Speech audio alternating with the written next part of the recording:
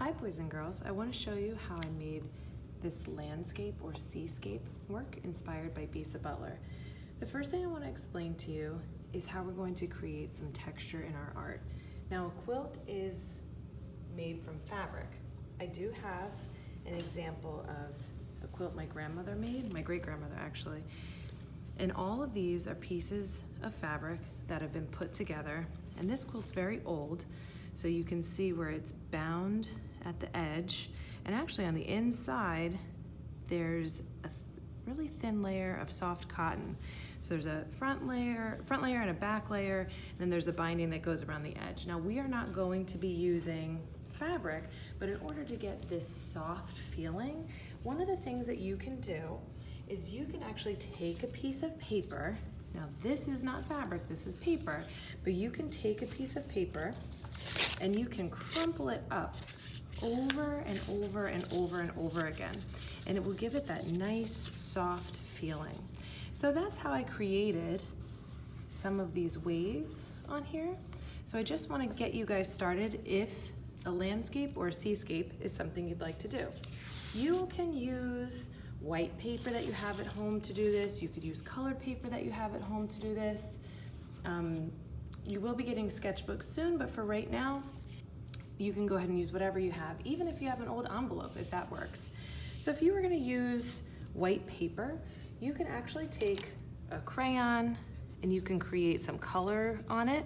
Maybe you don't have any colored paper at home. You could create some doodles or designs on it. If you notice on mine, I do have some different lines. And even on the colored paper, you could create some lines.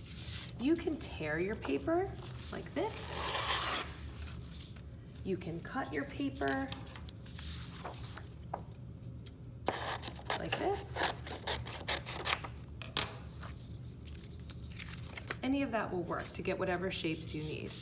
But the first step, whatever your background is going to be, what I want you to do is I want you to draw out your idea. Usually for a landscape, we do a horizontal, we lay it this way. However, if you're interested in doing it vertically, that's okay too. Maybe you have some tall trees or tall mountains and you'd like to turn it this way. That's really your call. Usually we like to start with a horizon line. I'm going to use a crayon so it's darker. I would say for you, go ahead and use a pencil in case you need to make any changes. So horizon line is a good place to start. If you were doing a seascape, this is where the sea and the sky meet. If you're doing a landscape, this is where the land and the sky meet, this horizon line. If you were doing it vertically, you could make your line too. It can be up high, it could be down low, it depends on how much of the sky you'd like to see. That's artist choice. Now let's say I wanted to add some mountains. These are kind of like triangular shapes, right?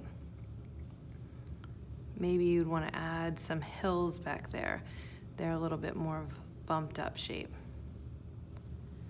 And maybe in the front, you'd like to add maybe some trees. This is just getting your idea down onto the paper.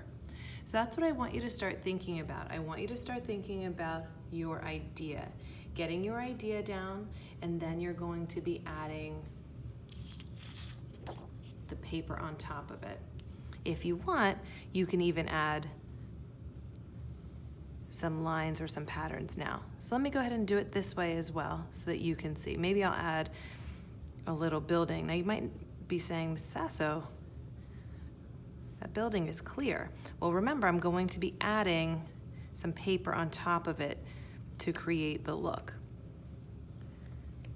So for right now, this part of the assignment, what I want you to do is I just want you to start laying out your idea, getting your plan in place, and then we're going to be moving on to how to add all of the color.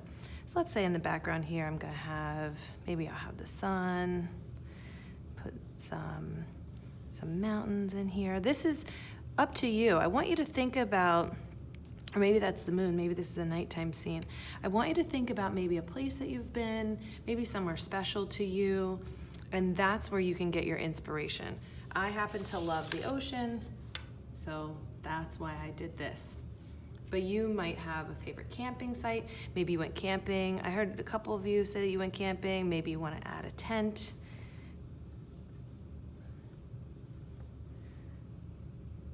Maybe you want to add a fire and create a scene. You don't have to add that much detail. I didn't add anyone on the beach. I didn't add any umbrellas or any shovels or pails.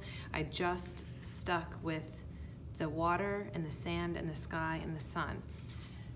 If you'd like to add more details, that's fine with me. If you want to add a road, if you want to add yourself, just think about some place that you love, or maybe some place you'd like to go, and that's where you're going to get started. And then the next part of this project, we're going to talk about how to add all of those colors. If you want, you can start to prepare for the next part of the project by taking paper that you think you'd like to be using and start to crumple that up and make it very soft like this.